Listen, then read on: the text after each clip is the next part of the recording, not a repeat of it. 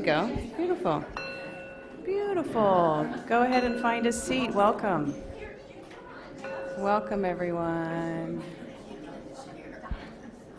Catherine's finding her seat.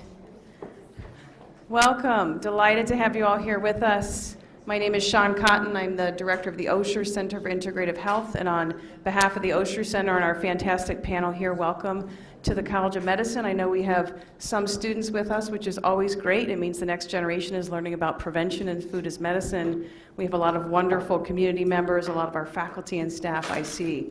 So happy to have you here.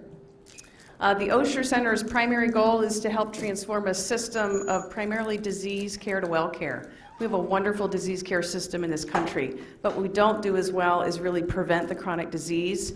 We don't focus as much on core concepts like food as medicine, exercise as medicine, stress reduction, and wrap those forward and really bring those forward to patients and communities in the way that we believe that we should.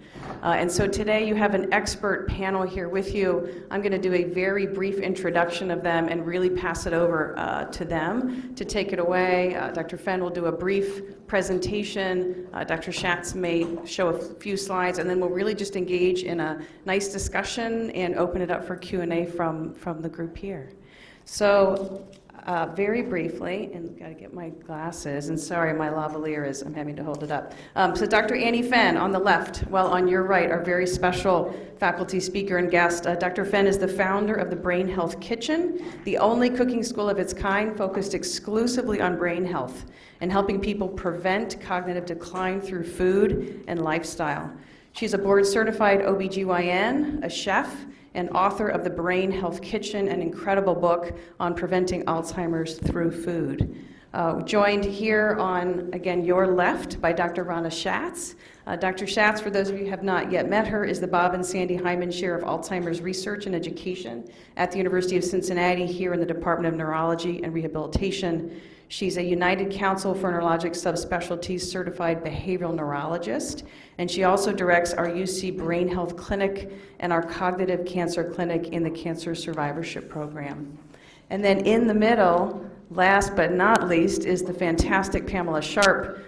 Pamela is an ANCC board-certified family nurse practitioner with our team at the Osher Center for Integrative Health at UC. She specializes in integrative and lifestyle medicine consultations and works directly with patients. She's also a trained chef, which is just awesome, with a bachelor's in food nutrition, a background in pre-med and chemistry, and is actually headed towards getting her master's in nutrition, if I'm allowed to say that as well.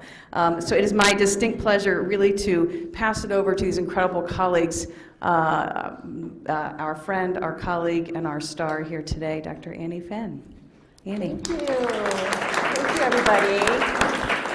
Thank you so much. It always is such a pleasure to be here in Cincinnati. And I have some really good news for you today. You know, my focus is on the prevention of neurodegenerative diseases, specifically Alzheimer's and other types of dementia. And I'm here to tell you that we know that a healthy dietary pattern and other types of lifestyle changes can really have an impact on how you age. We know this. The nutrition data is like piling up.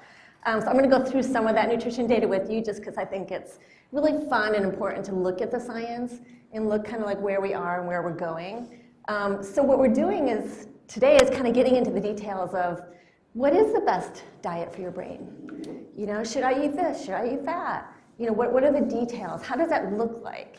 And most importantly, how do you make that fit into your life and the food that you love to eat and share and cook? That's one thing that I'm very passionate about, and one of the reasons that I wrote the book.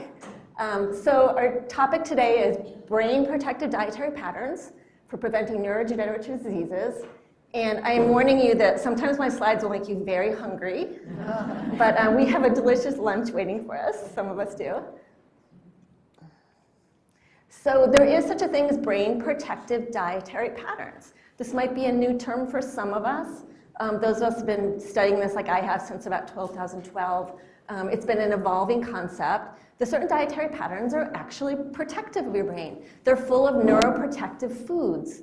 And I don't like the word diet. I don't know anyone in Alzheimer's prevention who likes the word diet because, you know, when you say diet, you're assuming that you're going on a way of eating. like Whole30 or something like that, that you end up going off, maybe roughly 21 days later, if you make it that far. And we're not talking about that. So dietary patterns is how scientific researchers study how people eat, and it's lifelong patterns of eating, which is not to say you can't switch your dietary pattern. You can certainly do that. And I hope you all will be switching to something that's in these brain healthy realms.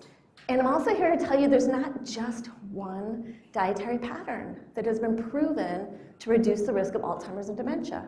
There's actually several. So that's good news, because we all like to have choice in what we like to eat and how we like to live our lives.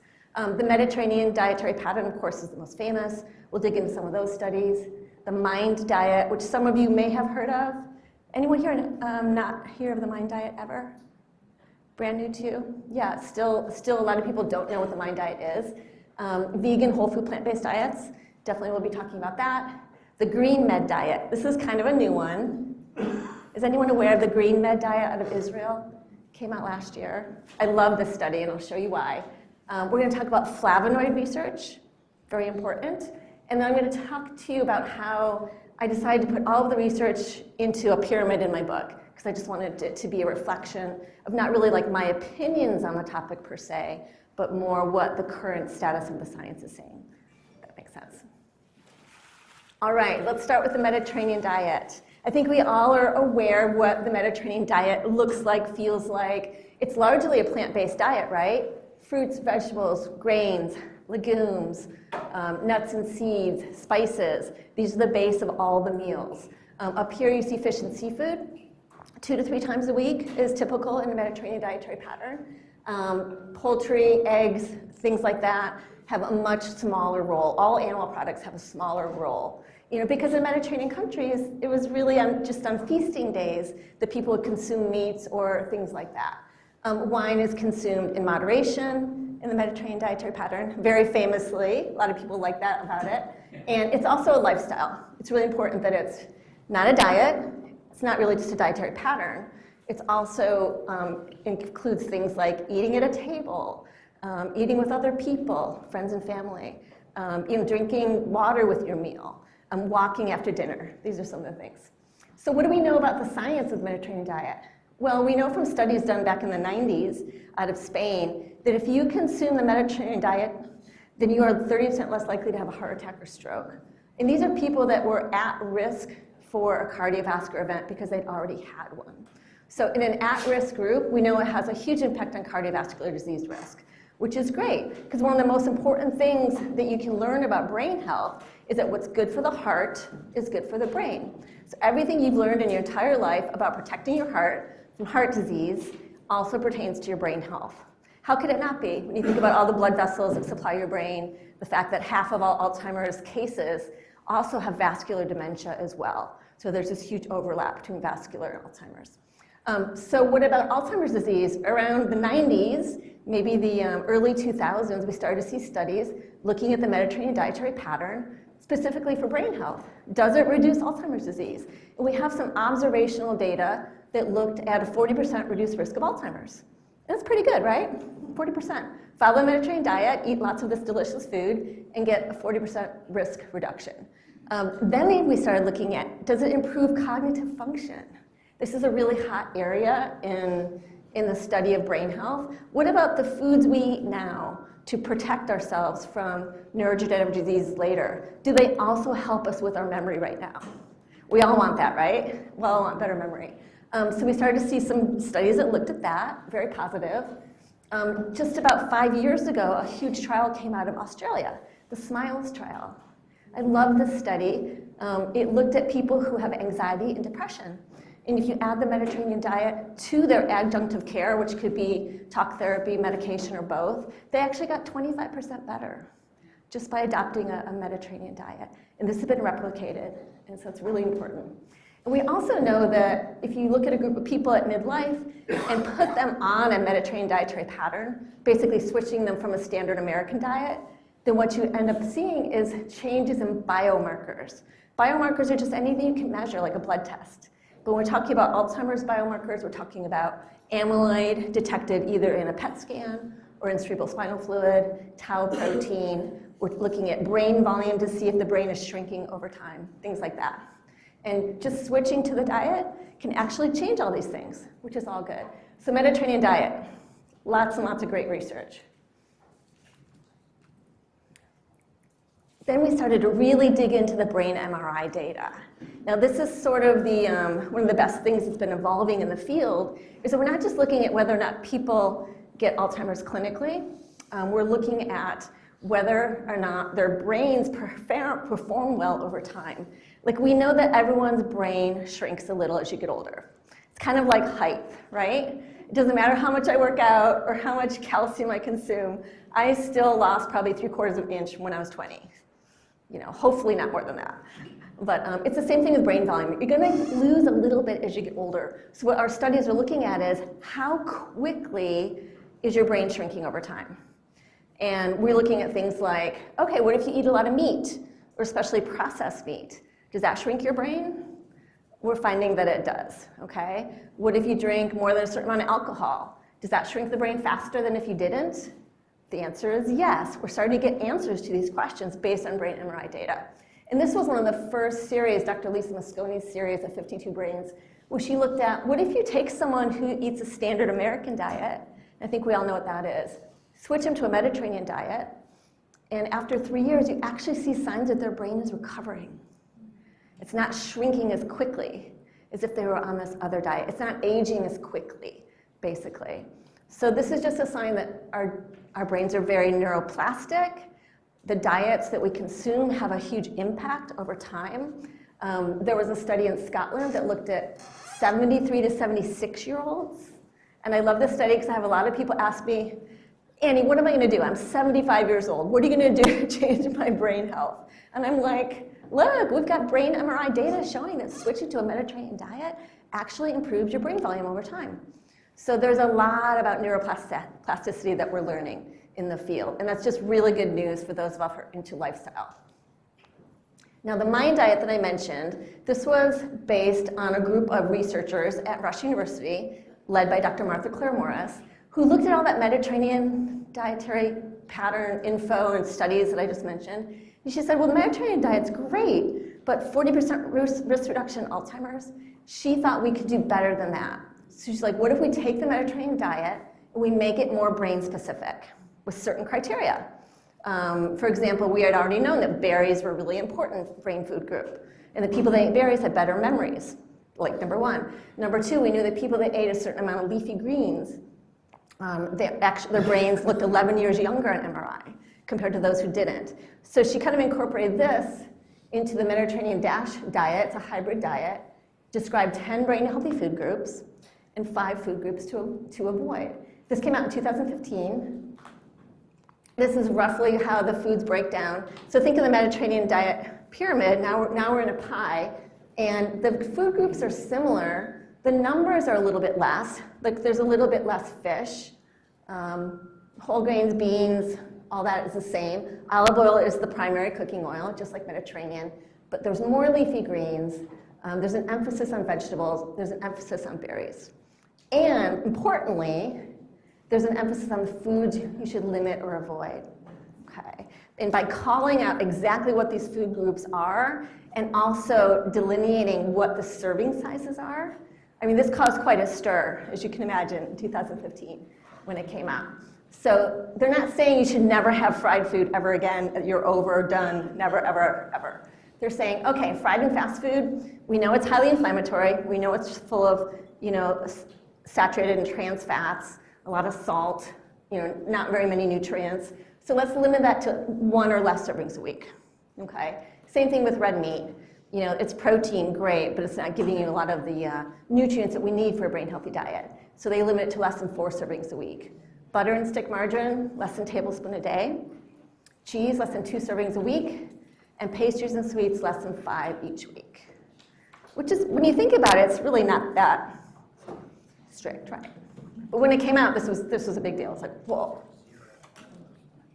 This is Dr. Martha Claire Morris. I don't know if anyone has had the pleasure to meet her. She came out to Jackson Hole, Wyoming, where I live, and we did some programs and cooking classes. And she actually passed away 6 months after this photo was taken, very suddenly, from esophageal cancer. But she is basically the matriarch of a lot of the brain health research that everyone is still publishing today. It all came from her 20 years of being a nutritional epidemiologist. Her work is amazing. So the Mind Diet study, basically almost 1,000 participants. So all of the people in the Mind Diet study had healthy brains. They were dementia-free going into it. Followed them for 4.5 years, and what do you think happened? Those who followed the Mind Diet moderately, they had 35% less Alzheimer's diagnosed after 4.5 years. It's pretty good for not even following the diet, right? Cut your risk in third.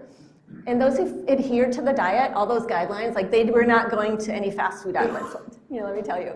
53% reduction in Alzheimer's disease. So this is still the most powerful study we have, showing that what you eat has an impact on whether or not you get diagnosed with Alzheimer's. And of course, they're following this out. I'll show you some new data where these Mind Diet participants, some of them have passed away, a large enough number of them have passed away, and we've looked at their brains on autopsy to see what happened next. So we're starting to get the after data now too. Now you also get to know that the Mind Diet study has been replicated in other countries. Very important, because after all, it's an observational study. It's also been found, all of this is new in the last year. Mind Diet was found to reduce the risk of Parkinson's disease by a huge amount. The 30 to 70% delay, the 70% was in women for some reason. The 30% was in men. And this is really important because we don't have a lot of nutrition studies that pertain to reducing the risk of Parkinson's. So I was really excited when I saw this, and so were a lot of people I know. Breast cancer. Following the Mind Diet reduces the risk of breast cancer by 60%. Okay, now this is just one study and it needs to be repeated, but it makes sense. Those foods to limit or avoid, what they're really, really low in? Saturated fat and ultra-processed food. And there's been this theory bouncing around about breast cancer and other female reproductive cancers that has something to do with the saturated and trans fats in the diet. And I think that there's something to that. So it's really exciting that we can point to a diet that women at risk for breast cancer can follow with some degree of certainty that it may be helping. Also reduces glaucoma. Here's an endpoint that's really nice. Risk of dying from any cause, 37%. And it's really just by switching up a few of the foods you eat. I don't think it's too radical a change for many people. Now, very importantly, the Mind Diet trial is the next step of the Mind Diet. And that is nearing completion. And I hear from my friends at Rush that hopefully it will be announced this summer, the results. And this is important because it's a placebo-controlled randomized trial. 300 people on the Mind Diet, 300 people on another type of diet. Nobody knows what they're being tested for. And they're looking at ApoE4 genetic mutation, which is important for Alzheimer's. And they also have MRI data, brain MRI data. So all of this is going to be really important, and I can't wait to see this trial. I can share these references with anyone who wants them. Okay. This just came out in March. I don't know if anyone was, you heard the Mediterranean diet on the news. All of a sudden, when they start talking about the Mediterranean diet and the Mind Diet on the Today Show, there must have been a big study that came out. This is what happened in March. So these are the people from the original Mind Diet, and now they're looking at their brains on autopsy. And they're looking to see if they're building up amyloid. When we're talking about Alzheimer's disease pathology, we're talking about amyloid, beta amyloid protein, and tau, another protein. And we know the story of amyloid, right? It builds up in the brain over time. Drug companies target it as a cure for Alzheimer's. That's been very controversial. These drugs are expensive. They don't really work that well. I still think prevention is the cure, but we're still looking for a cure, right? So we're looking at amyloid and tau in the brain based on what people eat. And what they found was that if you follow the Mediterranean diet, you have like 18 years worth of less amyloid plaque in your brain. It's like reducing your risk by about half. Yeah, which agrees with the original diet, 53%. And the Mind Diet had a little bit less in terms of amyloid, but this is also exciting because The researchers think that the mind diet may get at Alzheimer's prevention through a different mechanism than amyloid. Because you don't get Alzheimer's from one thing, right? It's not just like amyloid or inflammation or tau or diabetes or insulin resistance. It's a combination of things. And it's really exciting to have a diet that works in different ways. And we know that amyloid doesn't always correlate clinically. Like you can look at someone's brain on autopsy that's riddled with amyloid. It doesn't necessarily mean that person had very extensive Alzheimer's, right? So nothing's simple when it comes to this stuff. But it's very exciting that these diets work in different ways. And they're both very, very effective. And the other thing I love about this study is showed that the number one food group that rose to the top, just like all the other studies that I've read, is leafy greens. Just adding a cup and a half of leafy greens to what you eat in a normal day can actually improve your brain longevity by at least 4 years. Some studies have shown 11 years. Easy, right? Berries, leafy greens. We got rid of all the processed food, especially the ultra-processed food. The diet's very low in saturated fat. The Green Men diet is another dietary pattern that came out of Israel. Kind of the same thing. I'm going to go through this super quickly, though. They took the Mediterranean diet. They added 3 to 4 cups of green tea a day. They added walnuts. Why walnuts? Well, they're rich in monounsaturated fats, which we know the brain healthy diet should be predominantly. And walnuts are high in polyphenols. Polyphenols are really good for brain health. We're not quite sure exactly what they do, but they're antioxidants. They may scrub the brain of amyloid. They may reduce the background of inflammation. They may have specific cellular functions, but polyphenols are really important. They gave everyone a green shake. They had this funky microgreen that they used just to standardize it, but you could use whatever kind of green shake you like. And they asked everyone 2 things. Please don't eat any meat, maybe like tiny bit, if at all, and everyone got a free gym pass. So please go to the gym. And this was really exciting. They found that the people on the Green Med diet, the ones who did the Mediterranean diet, plus the green tea and all these other things, their brains shrunk at a much slower pace. So I don't know about you, but I started drinking a lot more green tea after this study came out. I'd already cut back on meat. I eat almost no meat anymore. I'd already was eating a lot of walnuts. I already go to the gym, so the green tea really, really hammered it home for me, and I love green tea. Okay, what about plant-based dietary patterns? There's a lot of talk of fish and seafood in the Mediterranean diet. It's an important part of it. It's one of the brain-healthy food groups in the MIND diet. And the truth is that there's a wide range of plant-based dietary patterns, which means it's been challenging to study. The studies are a little bit murky because some people are vegetarian, some are vegan, some are actually vegetarian, but they eat some fish, so they're pescatarian. There's lacto-ovo-vegetarians, vegetarians that also eat eggs and milk. So I haven't been able to really get into the whole food plant-based dietary patterns and bring out some data that is really helpful. But it's coming. It's being studied, and I think we'll have more information about what is the best way to follow a fully plant-based diet and still protect your brain health. So this is a really busy slide, I know. And this is just my attempt to put all on one page the categories of brain protective diets as we know it. And when I wrote the book, I started writing this book back in 2017. I thought I was writing a book to help everyone eat from the MIND diet. Because the MIND diet data is so solid, and it's basically the best brain protective diet that we have. But since 2015, there's been a lot going on. We're understanding how important it is to boost your intake of plants of all kinds because of flavonoids, which we'll talk about in a minute, and some other things. And then, of course, the Mediterranean diet study still has huge validity, with good pathology. So what I did in my Brain Health Kitchen guidelines is I wanted to give you more information. Instead of saying, eat vegetables every day, I wanted to say, make sure a third of your vegetables are cruciferous, because there are things in cruciferous vegetables that are very important for your brain health, like sulforaphane. And these are like Brussels sprouts, cabbage, broccoli, cauliflower. And I want a third of your vegetables to be colorful, because we know that the color in plants that you eat are actually flavonoids. And flavonoids are bioactive compounds in food that protect your brain health specifically. There's a whole other way to look at brain health from the perspective of how much flavonoids is in your food.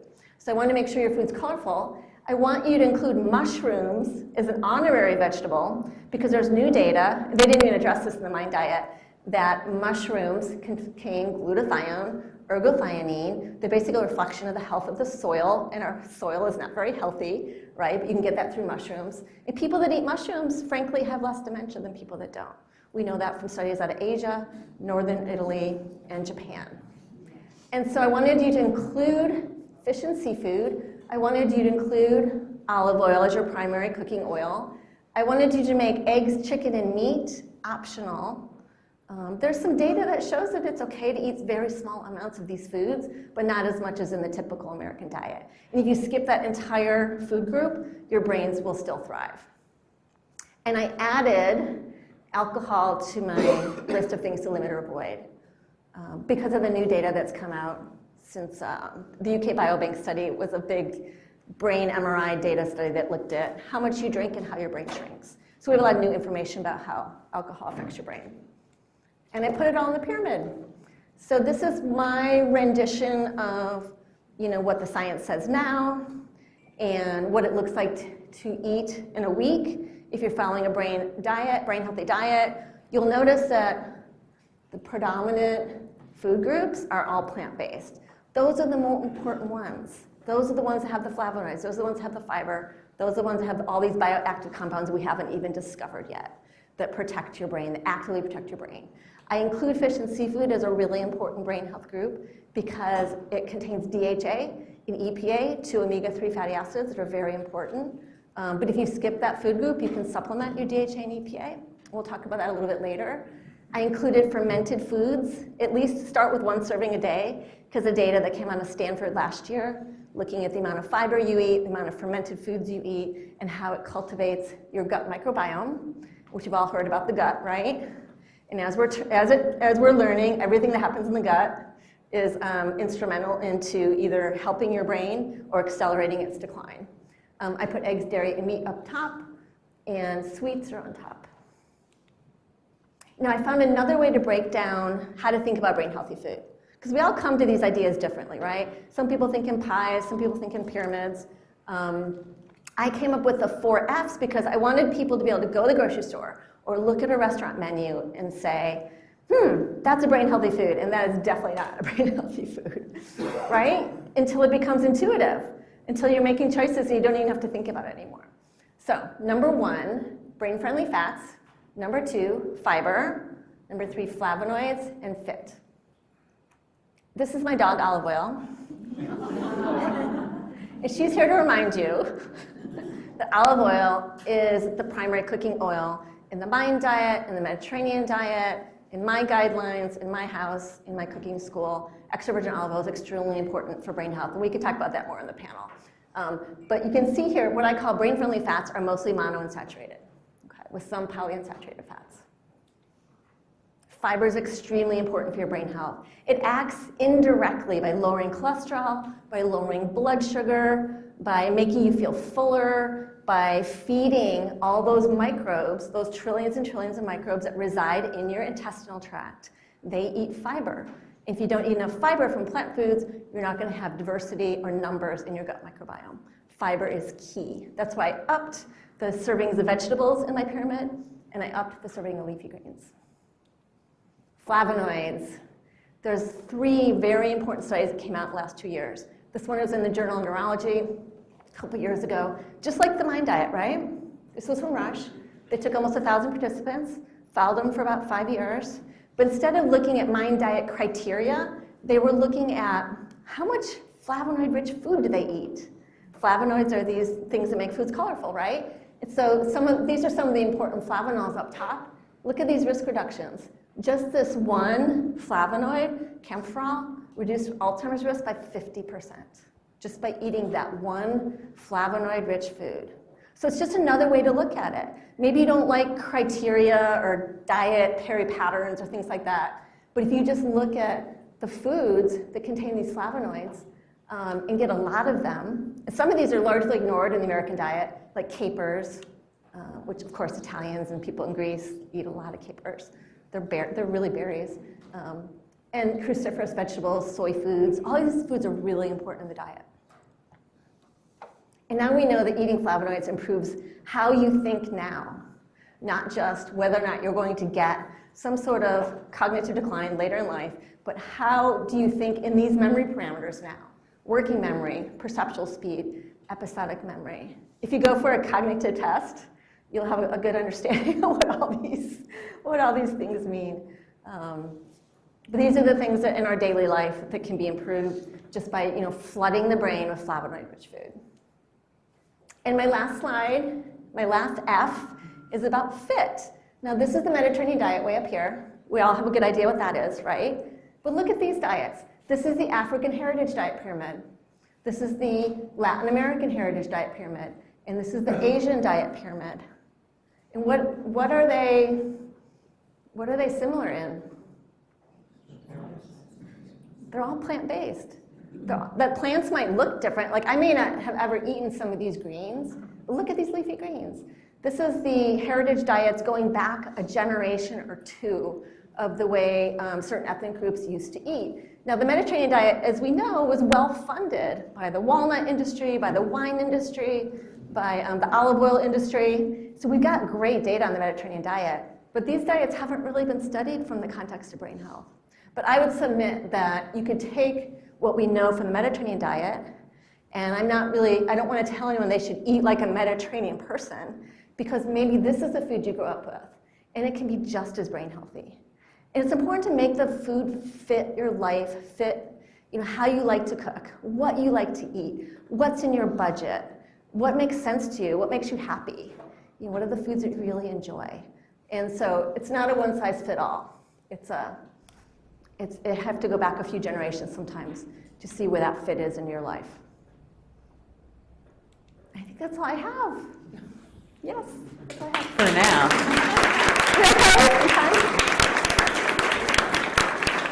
Thank you, Dr. Fenn. You can see why we're so happy to have her here in Cincinnati with us.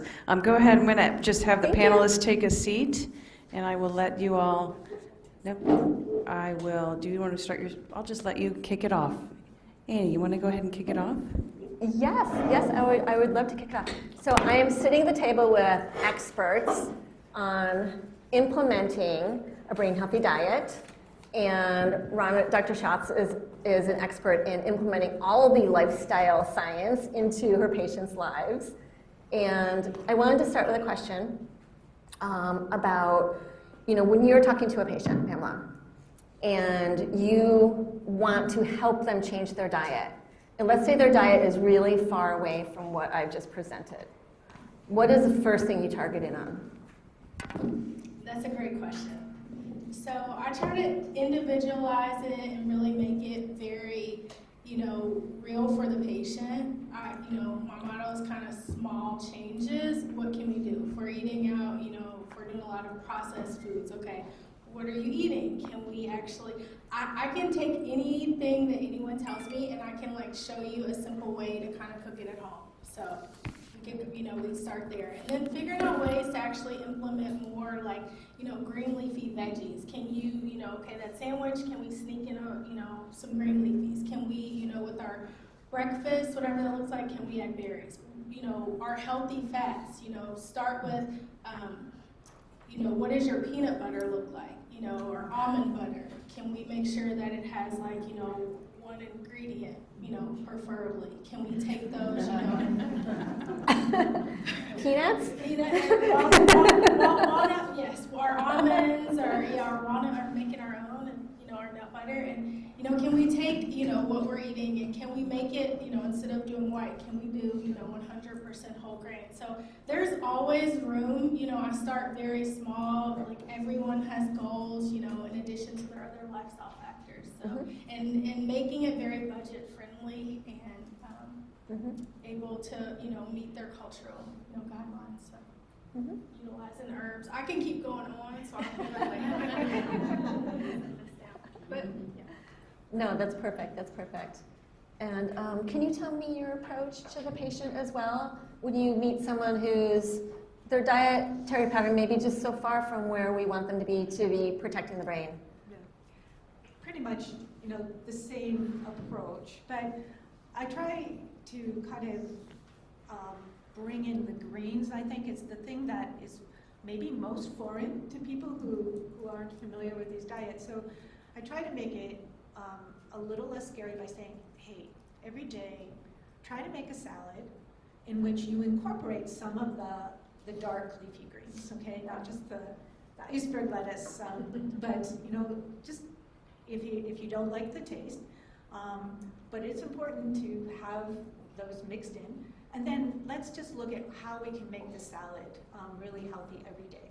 So add another colored vegetable, add a handful of nuts, 8 to 10 nuts, some berries, add some beans, and then use olive oil as your dressing. And if we start counting up the numbers, the average score for improvement on the MIND diet out of 15 is 9 or more per week. So if we start with those that we've reached 6, then have as a protein once or twice a week fish on your salad, have whole grains in your bread, and reduce your meat. And you got 9 points just with that. So it makes it very concrete. Add the salad, do those 3 other things. You're going to meet that minimum criterion for the maximum benefit. I like it. I like that you are actually using the MIND diet guidelines to guide your patients. I do that in my cooking school as well. I have people start with the MIND diet, scorecard, and put it on the refrigerator. And at first, you just are checking off food groups. It's like, oh yeah, I had a lot of cheese, points. Oh yeah, I had fish, I had leafy greens, I had berries. And then it becomes intuitive once you've been doing this for a while, because when you go shopping, you think of it. Your shopping cart is full of the brain healthy foods. Yeah, it's a good way to track. Yeah, we use that. We give them that weekly guide too. I agree. Yeah, it's that visual. I kind of have a little grocery list that they go and check off, trying different like veggies, and I liked your salad component. I'll kind of look at whole grain guide A to Z and kind of what new whole grain can you use, such as quinoa or millet, or I had a farros or freekeh salad. Oh, I love freekeh. I love freekeh. And I think it's really important to think about your food choices from a diversity aspect. I'm guilty of this as well. For example, I love broccoli. So I go to the grocery store, I'm like, oh, I need broccoli. And then I'm eating broccoli 3 times that week. But, back to the gut microbiome, which is becoming increasingly important, they need to see a lot of different types of plant foods. So there's one guideline that's based on the American Gut Genome Project that says you should eat 30 or more different types of plants a week. 30, it sounds like a lot, but it's not that hard. And we can get a lot of that too. I was gonna say by adding your herbs. So don't think plants, but then can you add some turmeric? Can you put a little bit of cilantro in the beans? Can you I'm kind of Mrs. Dash or kind of grabbing my herbs and to really kind of diversify. So Absolutely. And one of the things that I've tried to introduce is the idea of Americans think of parsley as a decoration on the plate, but it's actually a vegetable. And adding the parsley as one of the greens is something that is, first of all, really tasty, but it's a decoration too. And it's budget friendly too. When you buy a bunch of parsley, some of the most nutrient dense part of these plants is in the stems, the parts that we throw away. It's in the broccoli stalk, it's in the parsley stems, and they're all really flavorful and delicious. If you've ever taken a broccoli stalk and peeled it, so you have this white vegetable, and then you slice it into little circles, and then you put that in your, whatever you're making, you can saute it. It's absolutely delicious. You serve it to people, and they're like, what is this vegetable? It's like the part you throw away. Parsley stems are the exact same thing.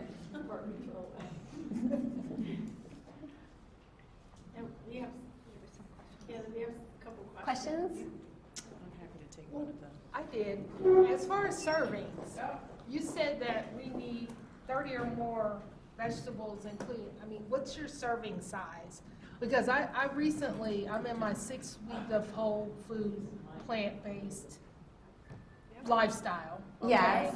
And so the forks over knives way is saying just eat. You're not really measuring. So how do you measure as far as mind is concerned? Well, And those 30 vegetables. it's a really good question. If you're following a whole food plant-based diet, you probably don't need to count your plants. Everything you need is plants. Yeah. You're good. You get 30 every day. Oh, okay. The mind diet, I think of food as medicine, like we all do, but I also think of it as a dose. Oh, Because the studies show certain doses have certain outcomes. For example, the original Mind Diet study looked at berries, 2 half-cup servings a week. That was the dose they found that contributed to Alzheimer's risk reduction. There are other studies that show if you eat half a cup of berries every day, you do better on cognitive testing. That's why in my pyramid, I'm like, everyone likes berries. That's a no-brainer. Every day. It's based on that study, not the Mind Diet. So every food group and every amount is addressed in certain studies. And if you're a really small person, you don't eat that much, you just adjust it down. Or if you're a super active person, you have to adjust it up. because I noticed on the days that I've started working out and I'm hungrier, and so I'm just like, okay, well, instead of 1 bowl of oatmeal, like oatmeal and a bowl and a half with extra berries and a half a banana or something like that. Yeah. So, And don't forget your seeds. Like a 1/4 cup of, say, hemp seeds gives you 10 grams of protein. So when after you work out and you're making your oatmeal and you're loading it up, don't forget your seeds. thank you. Other questions for our panelists? Yes, Catherine. I was going to ask about. Sorry, Sean. Annie, can you talk about adding like fermented foods into your diet? Because I don't think that's something I do very well. So I just would love to know how to incorporate those. Yeah, we don't have such a strong fermented food culture in our country as they do in other places. The easiest way to start getting it is through good yogurt. It doesn't have to be dairy. There's also plant-based yogurts that are excellent, and they contain the same amount of, beneficial, microorganisms.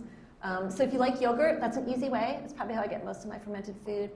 If you like things like kimchi or sauerkraut or lacto-fermented vegetables, one of my favorite lacto-fermented vegetables is preserved lemons. After about 3 weeks, it's actually gets all bubbly, and it's just lemons packed in salt and lemon juice. And I use it as a condiment. I puree it into dressings. I consider that one of my fermented foods too, and it's really delicious. Really delicious. I was just gonna say your cauliflower kimchi, cauliflower fried rice and kimchi is actually really delicious too. Oh yeah, I love that dish. Cauliflower kimchi fried rice, using cauliflower instead of the rice. You know cauliflower rice. It's very common now. You can buy it frozen. That's a really quick meal that we eat at my house all the time. I just want to mention one thing, an experience I just had. My daughter-in-law and son are Japanese scholars, and we just went to visit them and found a restaurant in Japan that was all pickles. 20 different kinds of pickled vegetables and miso soup. I will tell you, it was the most delicious meal that I've had in a long time. And I have since found out there are books that exist on Japanese pickles, and these are all incredibly easy to do. You can put these vegetables in various vinegars in the microwave for 10 seconds and add certain spices, and it's just something to give a try. It's really amazing. Oh, love that. Love that. So you focus mainly on olive oil. What's your thought about avocado oil? Do you use that at all? I do. I use extra virgin olive oil for probably 95% of my cooking, and I cook with it like the Italians do. They all cook with it. But I try not. Another part of cooking for brain health is using brain-friendly cooking techniques. We don't want to heat the food up too fast or too high because we don't want to create inflammatory products in the food, like the things that char foods. like grilled food or seared food. So I'm cooking at low temperatures. I'm cooking with my olive oil in a pan, but it's under 400 degrees, usually under 375. If I really want to cook something hot, like I want to get Brussels sprouts really crispy in the oven at 400 or 425, I use avocado oil or I use pecan oil. And if I'm not sure if I want the flavor of extra virgin olive oil, but I want to increase the smoke point a little, there's blends you can buy that's avocado olive, or you can just make your own, like 1 tablespoon of each. I had a question about kind of meat sources. So I know a lot of the studies show limiting meat, but they don't usually go into kind of where those meats came from. And I was just curious to know your thoughts if you think there are differences in like the conventionally raised meats that kind of come from CAFOs that are very high in omega-6 fats usually versus more of the pasture-raised meats that are usually mostly grass-fed and have higher ratio of omega-3 to omega-6 and are usually more nutrient-dense. If you think that makes a difference when you incorporate meat into your diet. And then kind of a 2-part question with that is, do you think there's also a difference with incorporating organ meats from those versus strictly eating muscle meats? Would you take that one? Yeah. It's an excellent question. And I took a deep dive into this when I was researching for the book.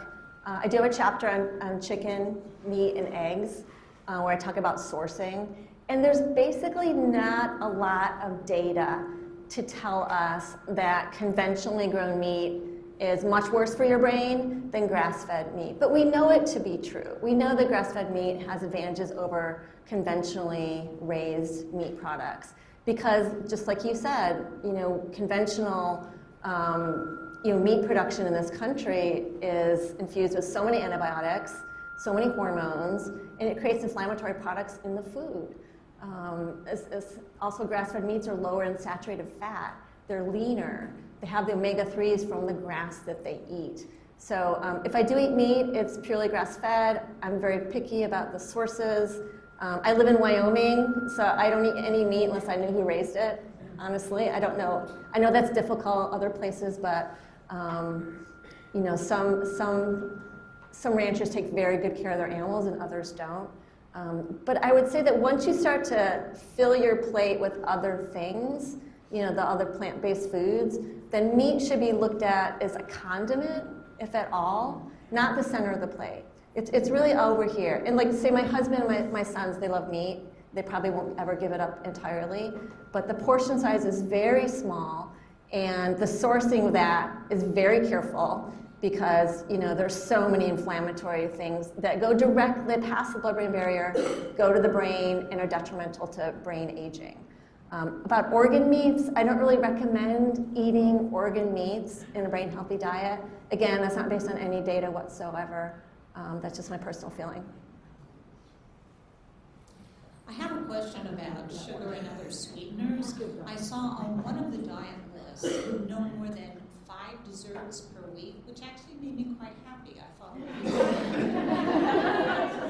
but in an effort to reduce sugar intake, we've known for a long time that aspartame sucralose are not healthy for us, but I see a lot of other ones out there now, such as stevia and xylitol. Could you talk about those products? I'm happy to. Okay, sugar, artificial sugar. Okay, number one, great question. Number one, we know that consuming excess sugar will age your brain faster, increase your risk of Alzheimer's disease and other types of dementia. And like I was saying before, there's different pathways to Alzheimer's disease. One of them is through insulin resistance. The hippocampus, the memory center of the brain, actually becomes insulin resistant. So that's just one of the ways that people can get there. So we know that like sugary drinks, for example, things like soda that's made with sugar, energy drinks, juice, these things, when consumed, there's a great study out of Boston University that showed that your risk of stroke and dementia goes up with the number of sugary drinks that you consume. And they even got it down to like if you consume 1 a day, your risk is less than if you consume 0. If you consume 3 a day, your risk is greater than 2, et cetera, et cetera. Linear relationship. We also have that data on artificial sweeteners. Okay, so artificially sweetened drinks, I put in the same category as sugary sweetened drinks in terms of your brain health. So then you talk about the different types of artificial sweeteners. I think that they're all things I would prefer people not consume, except stevia is a natural product. I haven't seen any data about it that is scary, harmful. There's not that much data, okay? So there's that. But like I grow stevia in my garden. It's just a leaf. You can put that in your herbal tea. I don't really like the flavor of it. It's got an aftertaste to me, but some people really enjoy it. So I would think that that one is probably fine. Monk fruit sweetener is a powder that's made from like a large fruit that we don't get around here. But it's very, very sweet. It's not thought or studied to increase blood glucose or insulin levels. So it's thought to be not harmful to your metabolic health. There's not a lot of data on it. Some studies show that it just takes so long to get down to the end of your large intestine, and then it becomes like makes your blood sugar spike. So we don't know. I dabble in monk fruit a little bit in my desserts, very small amounts as a sugar alternative, because you can use it like white sugar in baked goods. So that's nice. Coconut sugar? Coconut sugar, I use coconut palm sugar. It has a slightly lower glycemic index than white sugar. But I'll tell you what I do with desserts and the whole issue of sugar, because I think that, you know, in life you should have treats. You shouldn't have to give up cookies and cakes and things that you love, but there's a strategic way that you should make these things. Like never from a package or a box that's got all the ultra-processed ingredients in it. And when you consume any kind of sugar, it should be in the context of fiber. You know, so like if you make one of my cookies from the book, there's oat bran in my cookie, okay, which is going to blunt the sugar response. On the cake, the first slide I showed, the olive oil cake, it's made with almond flour. It's made with a whole orange and a whole lemon that you boil in puree. So it's got all this plant fiber in it to slow down the absorption of sugar, because there's a little bit of sugar in it. So I think we need to think of sugar that way. Never straight up, never in a drink, artificial sweeteners. I mean, I don't know if you all would agree, but they're tricking us into thinking that we just had something sweet, but then later on we're craving more sweet. And so in the end, they haven't been proven to help with weight loss either. And so stevia is really the only one that you would feel comfortable with of all of the artificial sweeteners. And monk fruit. And monk. But I'm watching that data really closely. Thank you. And just, I was gonna add, have fruit, sneak in extra fruits for dessert too. That'll give us our naturals. It's funny when you go off sugar and you stop consuming so much sugar, things start to taste really sweet to you. Your palate changes. And that's probably one of the most powerful things you can do for your brain health, is to get yourself off any kind of food that has refined sugar in it, especially the drinks. I just wanted to add one way to get kind of the idea of sweetness is that I find that adding the spices, okay, like cinnamon, actually creates the sensation of something being sweet without it being sugar. So, kind of making desserts with a lot of those spices and not just... Yes, like that like Bengal tea? Yes. It tastes sweet. It tastes sweet. Celestial seasonings, you have the tiger tea? And the orange tastes peel sweet. in it too. Good point. Yeah. I'd love to hear your thoughts about sourcing vegetables, and by that I mean, how do you feel about vegetables grown in soil versus aquaponics or hydroponics? Well, I have some feelings on that, but it's mostly my opinion. I haven't dove into that data all that deeply, but I feel like soil is really important. I feel like we get our nutrients from the soil. We have a beautiful vertical greenhouse in my town, one of the first in the country, like in the frigid North Wyoming. It supplies us with microgreens and salad greens year round. And it's a wonderful, wonderful facility. It's hard to get the solution right. Instead of having nutrients in the soil, they're adding it to the water. Exactly, that's why I'm curious. I think it's the future. I don't think it's quite there yet with all of the vertical farms or aquaponic farms. I believe in organic dirt, yeah. So I hate to say this because I have Dr. Tu, Bill Hop, I have 3 hands up and 5 minutes to go. So depending on how quick these questions can go. All right, Dr. Tu, you've been passed up. Nightshade vegetables. I've read that they're inflammatory. I've also read that they're in all the diets, tomatoes and...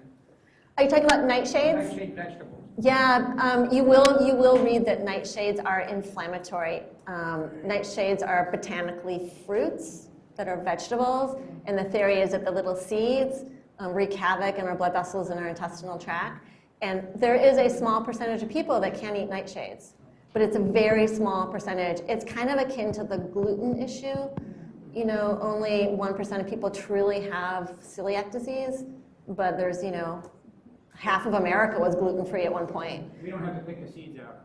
No, you do not have to pick the seeds out. No, actually, when studied, nightshades are anti-inflammatory foods.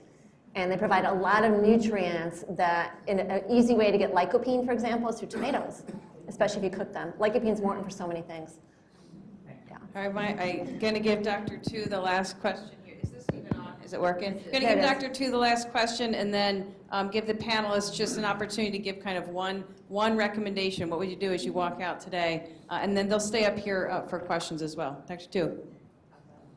So this is a very serious question. I know you all like to travel. But what do you do for food when you travel in the U.S.?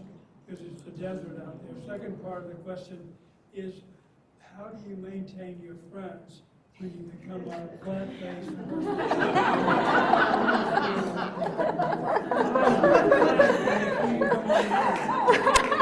The question for the people up at the top, he said, how do you keep your friends when you become plant-forward or plant-based? You guys go. I like to pack snacks, so nuts are, you know, like a really healthy, easy snack. I mean, everywhere you go to, you can probably, you know, find like some fruits that you can kind of take with you, and even like packing, like, you know, making little wraps, or, you know, depending on how far you're going, or taking a little cooler, which you can't take on the airport, and I have been known to like carry that when I travel. I agree. I want to hear what you have to say. One of the things about friends is I invite them over for dinner. They come. You know, there's great recipes, and I've had no complaints. So I think it's just exposure. And to be very honest, I prefer cooking for people than going out. We do travel quite a bit, and I will say that I really haven't run into trouble finding things. It does take a little bit of research, but now with, you know, you can Google anything, you can see the menus, and we just plan to go to the places or eat the things that we can. And then I would add that when I'm traveling, especially if I'm traveling overseas, I employ my intermittent fasting skills. Because sometimes you just simply cannot find any kind of food that is fit to eat. And so I tend to intermittent fast, you know, not all the time, but sometimes. But if your body's used to doing that, you don't have to eat all day when you're traveling. Your body is going to be okay if you eat very lightly or just drink tea or coffee that day.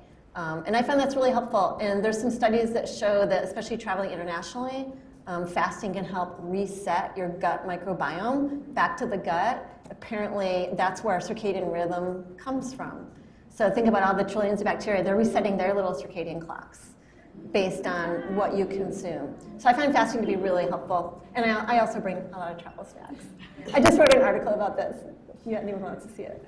Thank you for the good question. Thank you, panel. I'm going to ask a quick, or just point out a couple of our leaders, not all of them, because there's a lot in the room today, while I give the panelists a moment to think about what's their one recommendation for this group as they leave today. But I would actually like to first highlight Dr. Aaron Marshall and Dr. Milan Golovich. Just pop your hands up. These are our new co-course directors. Well, you don't know what you're clapping for yet. The reason you're clapping is that they are new course co-directors for a new integrative and lifestyle medicine required thread that we are now working on for our medical school students. So thank you both for your leadership. The other person I want to put on the spot a little bit, I'm sorry, Dr. Casella, he has too many titles around here to really know, but the reason I'm going to ask him this question is probably 10 years ago, you said to me, he's a stroke expert, you said at the stroke meetings, there are 5,000 people in the treatment room, and you said, like, talking about treatments for stroke, and you said there were only about 50 people that would go to the prevention rooms. Has that changed at all, or is that the same, Dr. Casella? That's an unfair question. Sorry, totally put him on the spot. No, I think there's certainly we're very there's a lot of people that are very interested in trying to prevent strokes. It's not as interesting and sexy as the idea that someone comes in, their life's on the line, we reverse the stroke by taking out the blood clot that's causing the stroke. But we know that the real work is trying to prevent people from having strokes in the first place. I appreciate that. Again, it was a little bit of an unfair question. I just wanted to know, was the needle moving? We have a handful of students. I'm going to out you and just ask you to raise your hands because please, Divine, raise your hand. We have some nutrition students up there. Again, these are your pre-med, pre-health professional medical students. Hi, Connor, who are here with us to learn just about what Dr. Casella said is how do we prevent, how do we communicate this early on to patients and to our community members so we can try and get ahead of the curve as much as we can, knowing that the value of our incredible community to take care of us. Dr. Shaver Kamani is here from emergency medicine. There are a lot of people here to take care if you do and when you do get sick, but really the work that has to happen is to really get ahead of the curve and prevent. So I hope that was enough to give the panelists one last word. Dr. Shatz, we'll start with you. You only get one recommendation. Be your own advocate. Ask your doctors to look into things. It's more than what you eat. It is a whole lifestyle, and demand that of your doctors to be guiding you and to be checking things regularly that we know help with long-term brain health. I was gonna say, let's really work to continue to decrease ultra processed foods and really try to make more things ourselves, and just small changes over time can make a huge difference and impact, and more plants and whole grain. Have my mic. I would like you to think about, I just threw a lot of science at you. I want you to think about building your own brain health pyramid. Like, how will you internalize it? How will you take that into your life? What will you see when you open up your pantry today? Don't think, it's so confusing with all the oils. Remember Livy, my puppy? Extra virgin olive oil. That's pretty much all you need. A little bit of avocado oil for high heat cooking. The rest of that, it's just noise. There's a lot of nutrition noise out there. Think about what you like to eat, what you like to cook, what's within your budget, the things that bring you joy, and build your own pyramid using these guidelines, whatever way you see fit. And progress over perfection. Nobody eats brain healthy perfectly all the time. I don't. We all talked about this. We shoot for 90%, 95%. It's not about being perfect. It's about just really being intentional and proactive about your brain aging. Thank you so much. Please join me in thanking our expert panel.